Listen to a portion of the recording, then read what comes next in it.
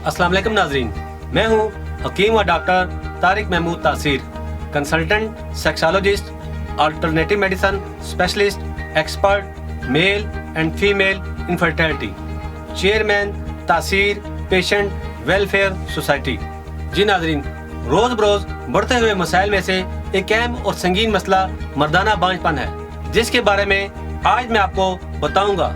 मर्दाना बांझपन हमारे माशरे में हर तीसरे घर का मसला है।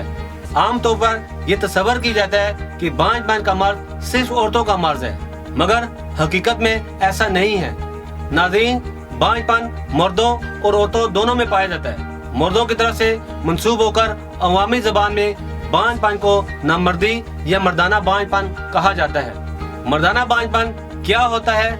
नाज़रीन, 1 साल तक मियाँ बीवी दुरुस्त हुकूक ज़ौजियत अदा करने के बावजूद औलाद पैदा न कर सके तो इसे बांझपन कहते हैं। दुनिया में 25% मर्द 25% ख्वातीन बांझपन का शिकार हैं।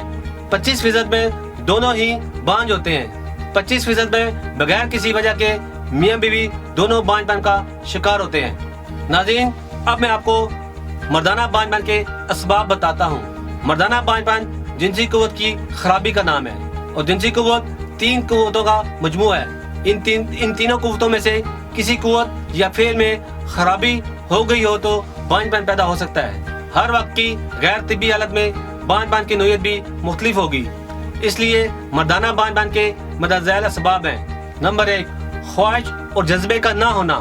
ख्वाहिश और जज्बे और कशिश का ताल्लुक आसाब से है। इस जज्बे में कमी पेशी के लिए आसाब को देखा जाएगा। नंबर 2, नुत्फे की मुंतकिल के लिए उसे मखसूस की कारकर्दगी को पेश नजर रखा जाएगा, क्योंकि नुत्फा और ख्वाहिश दोनों मौजूद होंगे, लेकिन मुतल्लिका मकाम तक पहुंचाने के लिए उज़व यानी पीनस में जान ही ना हो तो ऐसे बांझपन की नोयत भी पहले से मुख्तलिफ होगी। नंबर 3, नुत्फा खुशियों यानी टेस्टिकल के तहत तैयार होता है। इसमें नुक्स वाक़ हो तो गुद्दी बांझपन तस्वर होगा। ये तीनों मुफ्त अज़ा अपनी हालत से एक दूसरे को मुतासर, कमजोर और सुस्त करते हैं। जब इनके अफ़ाल में तवाज़ुन होगा तो जिनसी कुव्वत भी दुरुस्त होगी। नाज़रीन, अब मैं आपको असाबी तहरीक और जिनसी की कुव्वत के बारे में बताता हूँ। ये किस तरह अहम किरदार अदा करता है। दिमाग और असाब एहसासात का मरकज है, जो अंदरूनी जिस्म और बैरूनी माहौल में होने वाली तब्दीलियों और मुहरकात का एहसास करने और हालात के मुताबिक उज़लात को हुक्म रसाई करके पसंदीदगी और नापसंदीदगी को हासिल करते हैं। हजम चारम के फुज़े की जब खून में बोतात होती है तो खुशिये खून से अपनी साख की मनी अलहदा जमा कर देते हैं। इस दबाव को एहसासात एक खास इस लज्जत की सूरत में महसूस करते हैं। लज्जत की इंतहाई सूरत इखराज के वक्त हासिल होती है। चनाचे इस दबाव और हुसूल से निजात के लिए जिनसी अज़ा आसाब को हुक्म देते हैं। हुक्म का ये है कि इस तरफ दौरान खून का रुजू होकर उसे मखसूस जिसका ज्यादातर हिस्सा उज़लाती इंसजा का बना होता है तनाव में आ जाता है। फिर इसकी हरकत व सकनात के नतीजे में पैदा होने वाली हरारत के असर से खुशिये और मनी खारिज होती है। इखराज मनी और जमा का ये फितरी तरीका है और ये इसी वक्त मुमकिन है जब तीनों मुफ्त अज़ा तवाज़ुन और सेहत की हालत में हो। इसके बाद उज़लात, तहरीक और जिनसी बीमारी का नंबर आता है। उज़लात, तहरीक और जिनसी बीमारी क्या है? नाज़रीन, जिस्म इंसानी में अरादी और गैर अरादी हरकत के जिम्मेदार अज़लात फितरी सूरत में मुज़त असार से बचने के लिए और मतलूबात और मतलूबात के हसूल के लिए असाब एक तरतीब व सलीके से काम करते हैं, लेकिन तहाई मुवाफिक हालात पाकर तेजी में आ जाते हैं। इसे हम उज़लाती तहरीक कहते हैं। हर तहरीक में दर्जा बदर्जा जिस्म के अंदर तब्दीलियों में इजाफा होता रहता है। गैर तिब्बी तहरीक हो जाए तो एक हद तक दिमाग के कंट्रोल से निकलकर जिस्म और जिनसी कुव्वत पर असरात मुरतब करते हैं। उसे मखसूस यानी पीनस में सख्ती और सकड़ाव बढ़ जाता है। तहरीक की शिद्दत और सोजिश की सूरत में जिनसी अज़ा की तरफ खून का दौरान ज्यादा हो जाता है। सोते हुए दिमाग के उज़लाती पर्दों में तहरीक से ख्यालात की तहरीक बिगड़ती है और खुशियों के उज़लात पर्दों में दबाव से मनी का खराज होता है। इसे हम इत्लाम का नाम देते हैं। ऐसे मरीज इल्लत गलाम, कसरत मुबाशरत जैसे अफ़ाल से आगाज़ जवानी में अपनी मनी खुश्क या खराब कर देते हैं। दिमाग के साल या रतूबात बवजह तहलील होती रहती है। हुदूद खुशिये तस्कीन की वजह से अपना काम रोक देते हैं या कम कर देते हैं। नतीजतन मनी की मतलूबा मिकदार और क्वालिटी बरकरार नहीं रहती। جس بنا پر اس میں سپرم پیدا نہیں ہوتے بلکہ جو زندہ ہوں وہ بھی مر جاتے ہیں۔ ناظرین، بانجھ پان میں غدی بانجھ پان اور جنسی علامات کیا ہیں اس کے بارے میں آپ کو بتاتا ہوں۔ ازواج سے نسل کے لیے نطفہ یعنی سیمن خصیوں یعنی ٹیسٹیکل میں تیار ہوتا ہے۔ خصی میں غدود چھوٹے چھوٹے اجزاء لابیول میں تقسیم ہو جاتے ہیں۔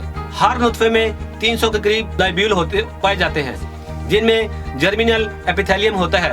ان کے اندر سے باریک خمدار نالیاں ہیں۔ ان میں منی خون سے علیحدہ ہوتی ہے۔ خم اس لیے ہے کہ فاصلہ زیادہ ہو جائے اور منی ٹھہر کر مطلوبہ حرارت جذب کر کے پختہ ہو جائے۔ منی 2 تھیلیوں جو تقریباً 5 سینٹی میٹر لمبی ہوتی ہیں مثانے کے پیچھے پائی جاتی ہیں میں جمع رہتی ہے۔ ٹیوبولز میں پختگی کے بعد سپرم کی پیدائش ہوتی ہے جو منی کے ساتھ خارج ہوتے ہیں۔ اس کے بعد میں بتاتا ہوں کہ سیمن کے مراز کیا ہیں۔ ناظرین، سیمن کے مراز جاننے سے پہلے مختصر طور پر یہ جاننا ضروری ہے کہ یہ کہاں پیدا ہوتے ہیں، یہ کتنی دیر میں جوان ہوتے ہیں، یہ محرک اور زندہ کس رطوبت میں رہتے ہیں، اس کی اقسام کتنی ہے، ان کا مزاج کیا ہے، ان کی مقدار کتنی ہے اور یہ کتنے فیصد ہوں تو اپنا فعل سر انجام دیتے ہیں۔ کیڑے میں منی بلوغت یعنی سیمینل فیریز ٹیوب کے خلیوں میں پیدا ہونا شروع ہو جاتے ہیں، یعنی کیڑے میں منی سپرم خصیوں یعنی ٹیسٹیکل میں تیار ہوتے ہیں، جبکہ باقی رطوبات سیمینل ویہیکل پیرسٹیٹ میں بنتی ہے۔ اس لیے سیمینل ویہیکل سے خارج ہونے والی لیسدار رطوبت کے اندر سپرم متحرک، زندہ اور صحت مند رہتے ہیں۔ اگر منی خارج نہ ہو تو سپرم کی شکل و صورت اور حالت بن جاتی ہے۔ سیمن میں خرابی ہونا پیچیدہ خطرناک بیماری یا زندگی کے خطرے کی پہلی علامت ہو سکتی ہے، جسے ٹیسٹوسٹیرون کینسر، خصیوں کا کینسر کہتے ہیں۔ ناظرین، اب آپ سوچ رہے ہوں گے سپرم کیا ہوتے ہیں، تو یہ آپ کو بتاتا چلوں کہ سپرم ہی اولاد کی بنیادی اکائی ہیں اور مردانہ بانجھ پان کی سب سے بڑی وجہ انسانی سپرم ہے جو خصیوں میں پیدا ہوتے ہیں۔ مرد اور عورت کے ملنے کے بعد یعنی سیکسول انٹرکورس کے بعد مردانہ عضو خاص سے منی کے ساتھ خارج ہوتی ہے، عورت کے رحم کی گردن میں پہنچ کر اولاد پیدا کرنے کا باعث بنتے ہیں۔ سپرم کی پیدائش ان سپرم کی وجہ سے ہوتی ہے جو جسم میں ڈکٹ لیس گلینڈز یعنی بے نالی حدودوں سے رطوبت خارج ہوتی ہے۔ ہر بار بچے کی پیدائش کے لیے ضروری ہے کہ منی میں سپرم کی کوالٹی اور مقدار مناسب ہو، یعنی کوانٹٹی اور کوالٹی بہتر ہو۔ بعض اوقات کسی بیماری کی وجہ سے منی میں سپرم موجود نہیں ہوتے یا بہت کم مقدار میں ہوتے ہیں جو مردانہ بانجھ پان کا باعث بنتے ہیں۔ ناظرین، یہاں میں آپ کو ایک دلچسپ بات بھی بتاتا چلوں کہ اولاد میں لڑکا اور لڑکی کی پیدائش کے لیے بھی سپرم کا عمل کار فرما ہوتا ہے۔ سپرم کی 2 اقسام ہوتی ہیں، ایکس اور وائی۔ اگر وائی انڈے اووم میں سے پہلے ملے تو بیٹا پیدا ہوتا ہے۔ وائی الکلائن پسند ہے، اگر ایکس پہلے پہنچ کر انڈے سے ملے تو بیٹی پیدا ہوتی ہے۔ ایکس معمولی تضابط پسند ہے۔ 1 ml منی میں سپرم خارج ہوتے ہیں، یعنی ایک دفعہ کے اخراج سے سپرم خارج ہوتے ہیں۔ ناظرین، اب میں سپرم کی بیماریوں کا ذکر کرتا ہوں۔ ان بیماریوں کی 3 اقسام ہیں، اولیگوسپرمیا، نیکروسپرمیا، ایزوسپرمیا۔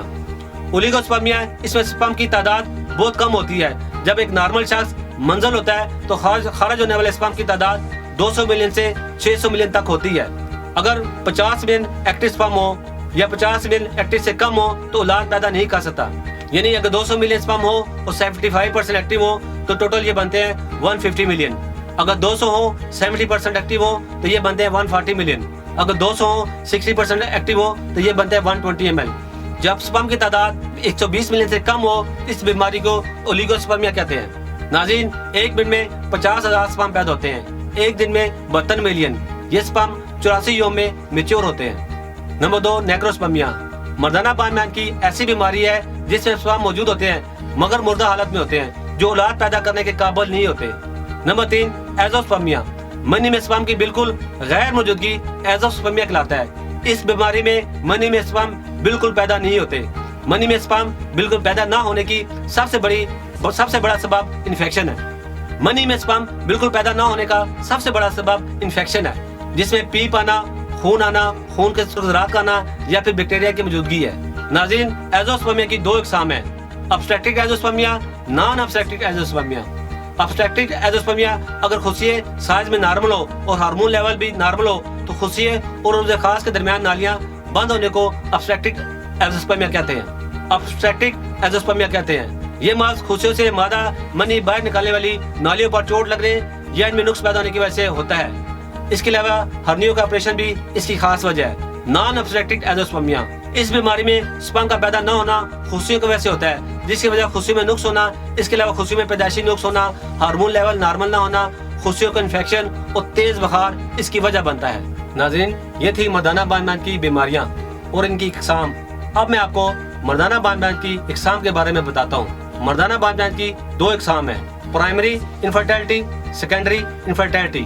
نمبر 1، پرائمری انفرٹیلٹی یعنی شادی کے بعد حقوق زوجیت ٹھیک طریقے سے سر انجام دینے کے باوجود اولاد یا حمل نہ قرار پایا ہو، اسے پرائمری انفرٹیلٹی کہیں گے۔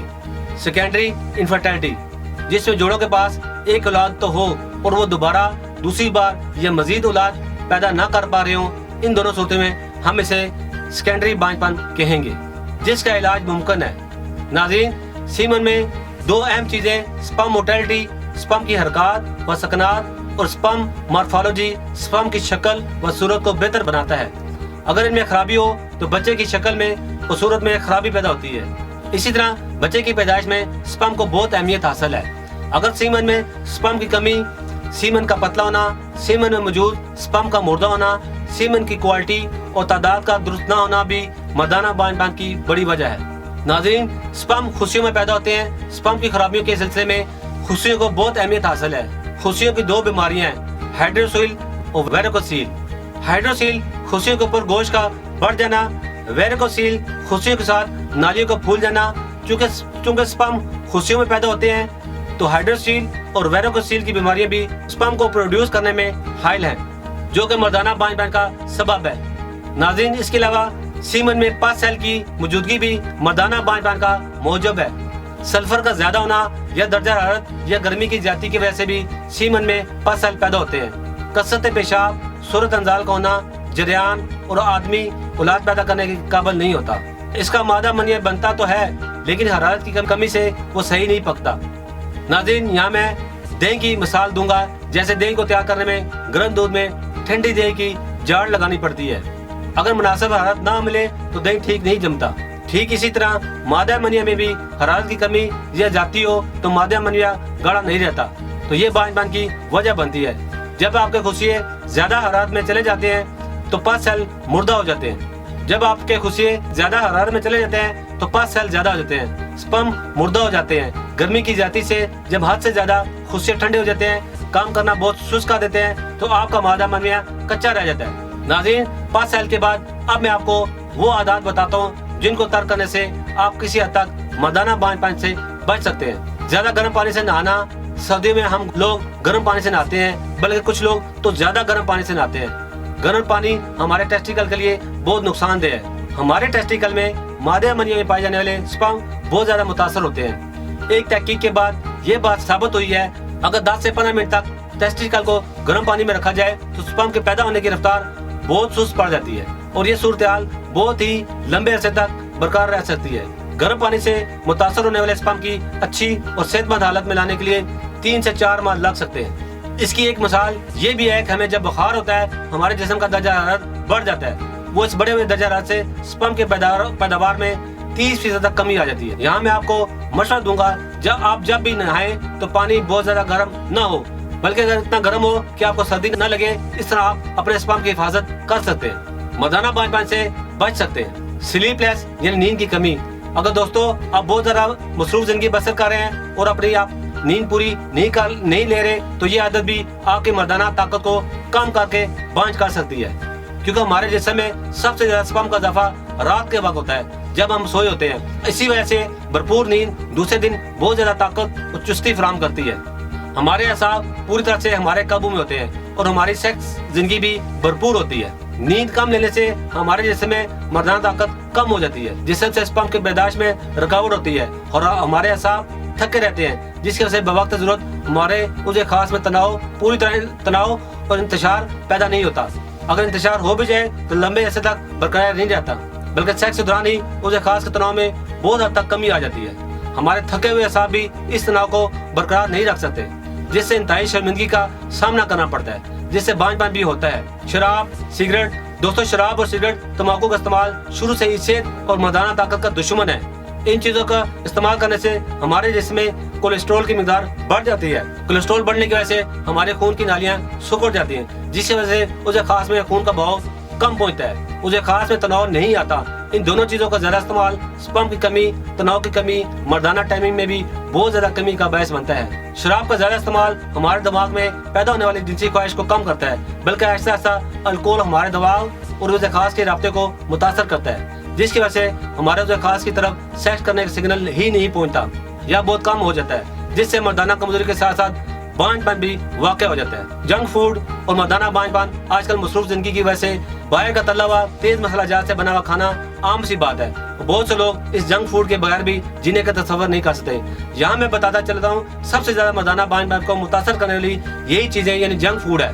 جنک فوڈ میں کولا، سوڈا، میدے سے بنی ہوئی اشیاء، فرائی کیے ہوئے سنیکس، پیپسی، پیزا اور سموسے وغیرہ شامل ہیں، کیونکہ ان تمام چیزوں میں چربی پیدا کرنے لیے تمام خصوصیات ہوتی ہیں۔ اس لیے ان چیزوں کا استعمال ختم کر کے اس کی جگہ سبز پتوں والی سبزیاں، فروٹ، سلاد کا استعمال زیادہ سے زیادہ کریں۔ سٹریس اور سیکس لائف پریشانی اور سیکس لائف مردانہ بانجھ پن کی وجوہات میں سے ایک بڑی وجہ سٹریس ہے، یعنی فکر مندی، پریشانی ہے۔ آج کل تو سب کی زندگی مشکلات سے بھری ہوئی ہے۔ بچپن سے لے کر بڑھاپے تک ہر طرح کی عمر میں کوئی نہ کوئی پریشانی اور فکر مندی رہتی ہے۔